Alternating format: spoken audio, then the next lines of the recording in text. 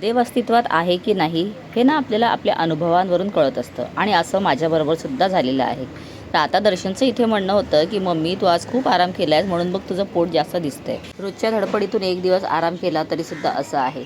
आणि आता चहामध्ये अद्रक घालताना ना हा अद्रकचा तुकडा हातात आला आणि त्याच्यामध्ये मला एक वेगळाच प्राणी दिसायला लागला म्हणून मी तो घातलाच नाही.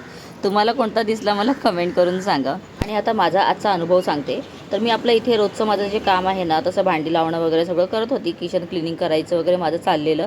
अचानक मला एक फोन आला. कॉल अननोन होता म्हणून म्हटलं कोण असेल तरीसुद्धा फोन उचलला. आणि नंतर मला समोरून आलं की hand in hand pre school म्हणून.